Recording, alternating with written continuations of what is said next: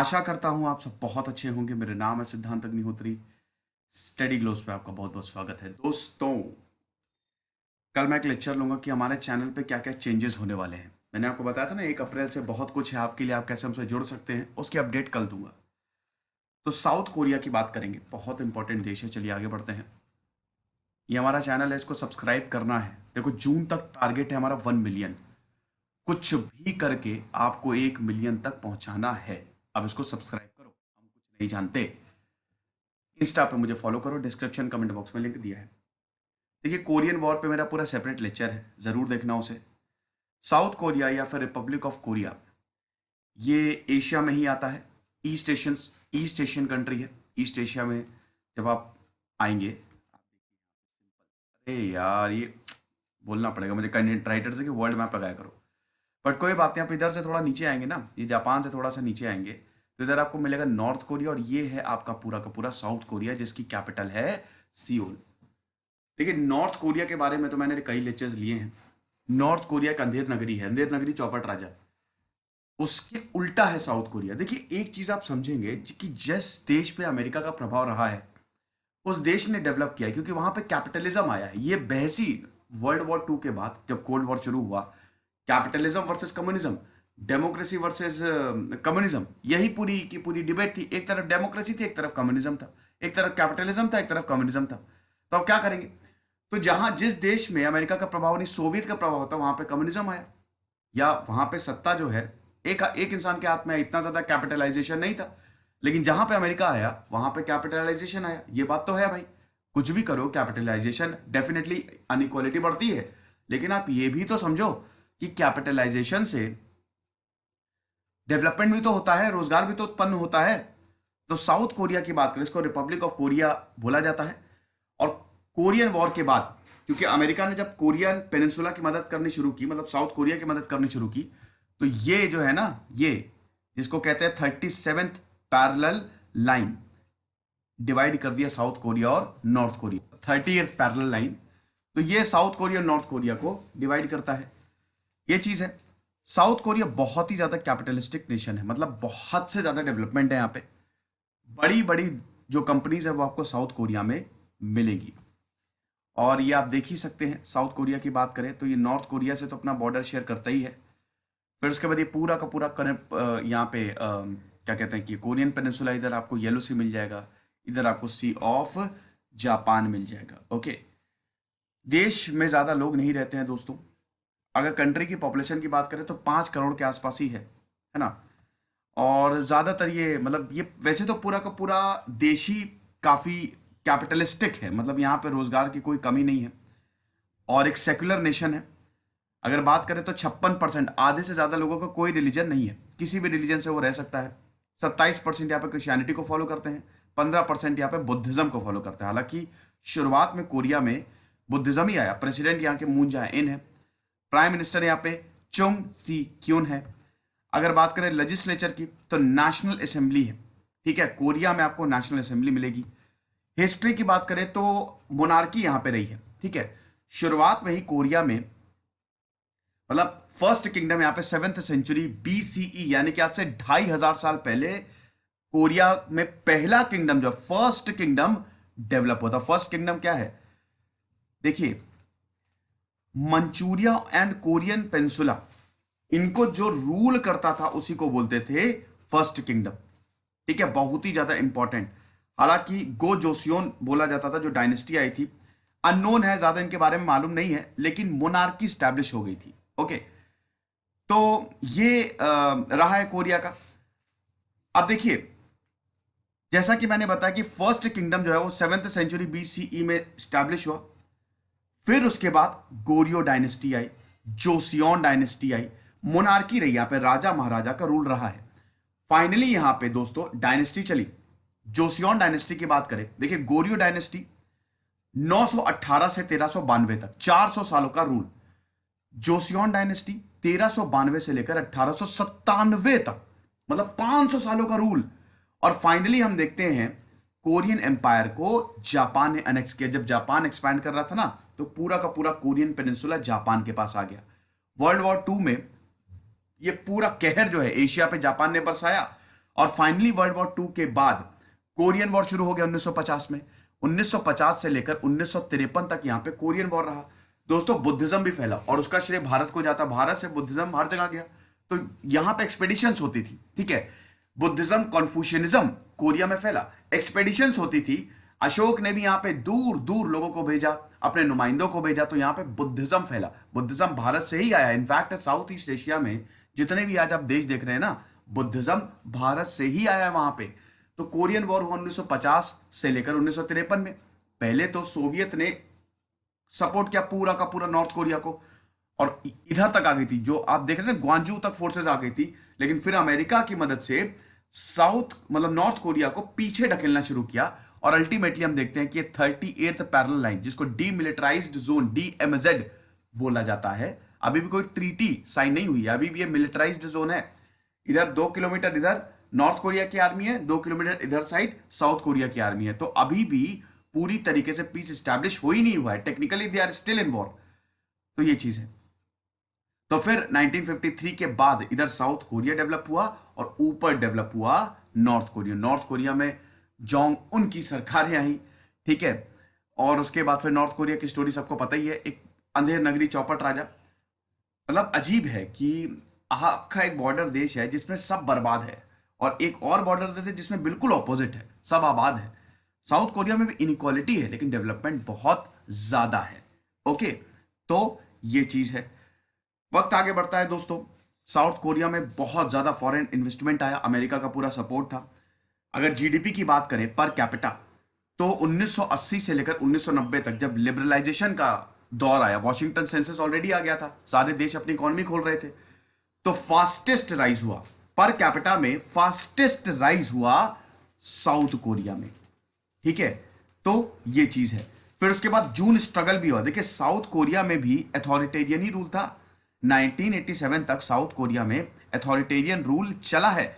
और फिर जून रेवोल्यूशन में हम ये देखते हैं कि रिपब्लिक ऑफ कोरिया को, मतलब यहां पे नया संविधान आया 1987 के बाद, जब इधर पे विद्रोह किया गया। क्योंकि देखिए मैं आपको बताता हूं कि हुआ क्या था, थोड़ा सा हम इसकी हिस्ट्री जो है वो क्या कहते हैं जून रेवोल्यूशन की देख लेते हैं।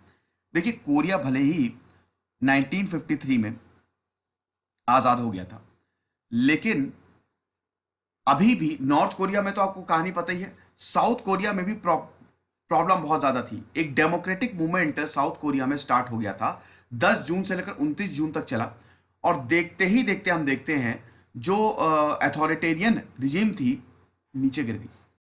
फिर जून रेवोल्यूशन के बाद हम ये देखते हैं कि नया संविधान बना साउथ कोरिया का, और उसके बाद तो फिर कभी भी साउथ कोरिया ने पीछे मुड़ के देखा ही नहीं। मोस्ट एडवांस्ड डेमोक्रेसीज में आता है, एशिया की सबसे एडवांस्ड डेमोक्रेसी है। प्रेस फ्रीडम की बात करें तो साउथ कोरिया में highest level of press freedom है, यहाँ की मीडिया बिल्कुल स्वतंत्र है, OECD का मेंबर है, एक डेवलप्ड कंट्री है साउथ कोरिया, और 7th हाईएस्ट कंट्री, अगर ह्यूमन डेवलपमेंट इंडेक्स की बात करें तो एशिया की 7th हाईएस्ट कंट्री है। इकोनॉमी दुनिया की 10th लार्जेस्ट है, और ये तब है जब यहाँ पे सिर्फ और सिर्फ छोटा सा देश है, सिर्फ और सिर्फ लगभग 5 करोड़ लोग रहते हैं। दुनिया भर की बड़ी बड़ी कंपनी जो है, अभी कंपनी की हम बात करेंगे, वो साउथ कोरिया में है। 5th लार्जेस्ट एक्सपोर्टर है, 8th लार्जेस्ट इंपोर्टर है। 2017 की बात करें तो देखिए क्योंकि इंडस्ट्रियलाइजेशन बहुत है तो कार्बन डाइऑक्साइड यहाँ पे बहुत ज्यादा निकलता है। ओके, और अभी तो भाई साउथ कोरिया की मूवीज ड्रामा को भी बहुत ज्यादा पसंद किया जाता है। सरकार की या पॉलिटिक्स की बात करें तो चिंग मतलब जो प्रेसिडेंट है मून जाए वो 19वें राष्ट्रपति हैं। संविधान जो 1988 लास्ट 1988 में मेजर चेंजेस हुए थे। डेमोक्रेसी है, एक प्रेसिडेंशियल रिपब्लिक है। तो साउथ कोरिया में 3 एग्जीक्यूटिव, जुडिशियल्स और लेजिस्लेटिव। लोकल सरकारें भी मिलेगी, दे आर सेमी ऑटोनॉमस, इनको भी ऑटोनॉमी काफी हद तक दी गई है। जैसे भारत में सिस्टम है ना, काफी हद तक साउथ कोरिया में भी वही सिस्टम है। ओके, पार्लियामेंट डेमोक्रेसी आपको यहां पे मिलेगी। कॉन्स्टिट्यूशन को कई बार रिवाइज किया गया है, 1948 में आया, फिर 6th रिपब्लिक जब बना तो 1987 में फाइनल जो ये कॉन्स्टिट्यूशन था वो रिवाइज हुआ है। ये सारी चीजें हैं। साउथ कोरिया ना एडमिनिस्ट्रेटिव डिविजन्स में 8 प्रोविंसेस है, जैसे भारत में स्टेट्स है ना, वहां पे 8 प्रोविंसेस है, और एक स्पेशल गवर्निंग प्रोविंस होता है 6 मेट्रोपॉलिटन सिटीज है जो अगेन सेल्फ गवर्निंग है। तो आप देख सकते हैं कि यहाँ पे सेल्फ गवर्नेंस को काफी ज्यादा फोकस दिया गया है। फॉरेन रिलेशंस की बात करें तो जितने भी कैपिटलिस्टिक नेशंस हैं बहुत बढ़िया है उनके साथ। नॉर्थ कोरिया के साथ बहुत अच्छे नहीं है, होने चाहिए लेकिन है नहीं। बाकी अगर यूरोपियन यूनियन की बात करें, एफटीए की बात करें, फ्री ट्रेड एग्रीमेंट का साउथ कोरिया हमेशा से ही समर्थक रहा है। फ्री ट्रेड एग्रीमेंट कनाडा और ऑस्ट्रेलिया से इसने साइन भी किए हैं। अभी 2015 में न्यूजीलैंड से साइन किया था। आसियान हो गया, ईस्ट एशिया समिट हो गया, बड़े बड़े समिट साउथ कोरिया में ही होते हैं और साउथ कोरिया उनका पार्ट भी है। ठीक है, तो ये चीज़ है। नॉर्थ कोरिया से बहुत अच्छे रिलेशन नहीं है, चाइना से भी बहुत अच्छे, चाइना रशिया से भी बहुत अच्छे रिलेशन नहीं है। रशिया से तो फिर भी ठीक है, लेकिन अब चीज़ें सुधर रही हैं। जापान से ठीक ठाक बढ़िया रिलेशन है। देखिए एंशियंट टाइम में तो चाइना जापान से बिल्कुल भी सही रिलेशन नहीं थे, लेकिन अब धीमे धीमे कोरिया और इधर जापान के रिलेशन सुधर रहे हैं काफ़ी हद तक। यूरोपियन यूनियन से बहुत बढ़िया रिलेशन है।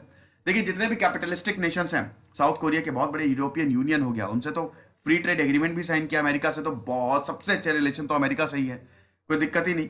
मिलिट्री की बात करें, देखिए नॉर्थ कोरिया में प्रॉब्लम बहुत ज़्यादा है, तो अमेरिका साउथ कोरिया को पूरी तरीके से सपोर्ट करता है। जो 2.6% जीडीपी का 2.2% लगभग है वो आर्मी में जाता है। कंपलसरी कॉन्स्क्रिप्शन है मेंस के लिए यहाँ पे। यस, आपको कुछ वक्त यहाँ पे आर्मी में देना है। अगर एक्टिव ट्रूप्स की बात करें तो 2018 तक 6 लाख एक्टिव ट्रूप्स थे। इसका मतलब साउथ कोरिया दुनिया की एक्टिव ट्रूप्स की बात करें तो 7वें नंबर पे है। Highest number of reserved troops भी साउथ कोरिया में ही मिलेंगे, लगभग 31 लाख। तो आप देख सकते हैं कि साउथ कोरिया में बहुत ज्यादा मिलिट्री पे स्पेंड किया जाता है, क्योंकि इधर नॉर्थ कोरिया उनको नहीं पता कब हमला हो जाए। डिफेंस बजट में 10th लार्जेस्ट है ये, और अमेरिका का तो पूरा सपोर्ट है ही। दुनिया में साउथ कोरिया की आप विश्वास नहीं करेंगे, आपको लगता होगा यहाँ पे मिलिट्री बहुत अच्छी नहीं है, 6th most powerful military force है। ऐसा है। आर्मी है, आर्मी को ROKA बोला जाता है। उसके बाद नेवी है ROKN, एयरफोर्स है ROKF, रिपब्लिक ऑफ कोरिया, बाकी ए है आर्मी, एन है नेवी और AF से एयरफोर्स। ठीक है, बाकी यहां पे मरीन कॉर्प्स मिलेंगे। काफी हद तक अमेरिका जैसा सिस्टम है। ठीक है, तो इसलिए तो साउथ कोरिया अगर बात करें मिलिट्री के मामले में बहुत बहुत बहुत ज्यादा आगे है। और उसके बाद इन्होंने काफी ज्यादा इक्विपमेंट खरीदे भी हैं और खुद से भी बनाए हैं, और अमेरिका तो पूरी तरीके से सपोर्ट करता है। इकोनॉमी तो बहुत ही ज्यादा डेवलप्ड है, मिक्स्ड इकोनॉमी है यहाँ पे। जैसा कि बात करें परचेजिंग पावर पैरिटी में, जीडीपी में बहुत आगे है साउथ कोरिया। और चलिए अच्छा है, तो खत्म ही हो गया, कोई बात नहीं, इकोनॉमी में आपको बता ही देता हूँ। तो जो एशिया में फास्टेस्ट ग्रोइंग इकोनॉमी जैसे जापान हो गया, चाइना हो गया, उसमें साउथ कोरिया क्या कहते हैं कि खड़ा हुआ है। वहाँ पे डेवलप्ड कंट्री है साउथ कोरिया में, और यहाँ पे अनएम्प्लॉयमेंट ज़्यादा आपको देखने को नहीं मिलेगा। जब भी यहाँ पे फाइनेंशियल क्राइसिस आती है तो साउथ कोरिया हमेशा इफेक्ट होता है। अब हम बात करते हैं साउथ कोरिया की कंपनी की। दुनिया की जो भी आप प्रोडक्ट यूज़ कर रहे हैं ना, ज़्यादातर साउथ कोरिया के हैं। कंपनीज के मामले में बात करें तो south Korea is the best. Samsung south Korea की है। Hyundai, जो भारत में सबसे बड़ा मार्केट शेयर किसका है, सबसे ज्यादा मार्केट शेयर Hyundai का है। Hyundai जो है, Hyundai की कारें नंबर 1 पे बिकती हैं। जब से क्रेटा निकाली है ना, सब चेंज हो गया है। भारत में Hyundai को सराखों पे बिठाया गया है। तो Hyundai मोटर कहां की है, कोरिया की, सियोल की। कोरियन इलेक्ट्रिक पावर जो कि बहुत इंपॉर्टेंट। LG कहां की है, कोरिया की। पॉस्को कहां की है, कोरिया की। किया मोटर्स कहां की है, किया की गाड़ियां देखें नंबर 1।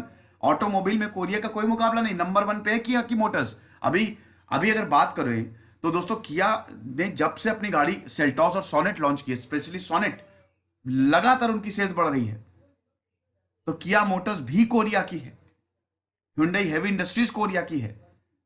ठीक है, तो बड़ी बड़ी कंपनी जो है ना वो कोरिया की ही है।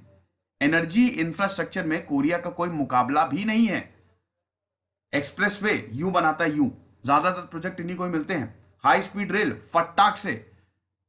ठीक है, तो ये चीज है, इंफ्रास्ट्रक्चर बहुत ही ज्यादा है। और रेलवे भी यहां पे हम देखते हैं कि बहुत गजब के इंटरनेशनल एयरपोर्ट्स भी बनाए गए हैं। ये चीज है। न्यूक्लियर पावर की बात करें, एनर्जी इंफ्रास्ट्रक्चर बहुत जबरदस्त है। न्यूक्लियर पावर 45% जो एनर्जी इलेक्ट्रिसिटी प्रोडक्शन होता है वो इनकी न्यूक्लियर पावर से होता है। और इस समय साउथ कोरिया इमर्जिंग एक्सपोर्टर है न्यूक्लियर रिएक्टर्स का। UAE से तो एग्रीमेंट तक साइन कर लिए हैं। जॉर्डन के साथ भी रिसर्च रिएक्टर के लिए एग्रीमेंट साइन किया है। टर्की के साथ कंस्ट्रक्शन के लिए एग्रीमेंट, न्यूक्लियर रिएक्टर आप क्या बनाएंगे? वो साउथ कोरिया हालांकि यूरेनियम को एनरिच नहीं कर सकता लेकिन डेवलप कर सकता है। ठीक है, अमेरिका का पॉलिटिकल प्रेशर है, अमेरिका जिसके ऊपर हाथ रख देगा, क्योंकि कुछ भी कहो अभी तो अमेरिका दुनिया का लीडर है ही। तो ये चीज है, साउथ कोरिया एक इंटरनेशनल न्यूक्लियर मार्केट है। टूरिज्म की बात करें तो साउथ कोरिया में टूरिज्म बहुत आता है, हर साल लगभग 1.5 करोड़ के आसपास यहाँ पे टूरिस्ट आते हैं और इसी टूरिज्म भी बहुत इंपॉर्टेंट है। 2017 में तो 2 करोड़ टूरिस्ट आ गए थे। साउथ कोरिया का म्यूजिक, ड्रामाज, मूवीज, खाना बहुत ज्यादा पसंद किया जाता है। साउथ कोरिया वेलफेयर स्कीम भी चलाता है। साउथ कोरिया का पेंशन सिस्टम बहुत ही जबरदस्त है। साउथ कोरिया में लगभग हर एक इंसान इंश्योर्ड है, वहां पे इंश्योरेंस मिलता है लोगों को और साउथ कोरिया उनकी मदद करता है। सबसे बड़ी बात यह है 18 साल से 60 साल के लोग कवर है, यानी कि अगर बुढ़ापा भी आ जाए, नौकरी भी चली जाए तो भी आपको कोई प्रॉब्लम नहीं है, सरकार की तरफ से आपको पैसा मिलता रहेगा। तो ये बहुत जबरदस्त चीज है। ये लेक्चर था दोस्तों साउथ कोरिया के बारे में, इसीलिए साउथ कोरिया इतना ज्यादा डेवलप्ड है। कुछ रहिए, पढ़ते रहिए। जैसे सिद्धांत अग्निहोत्री।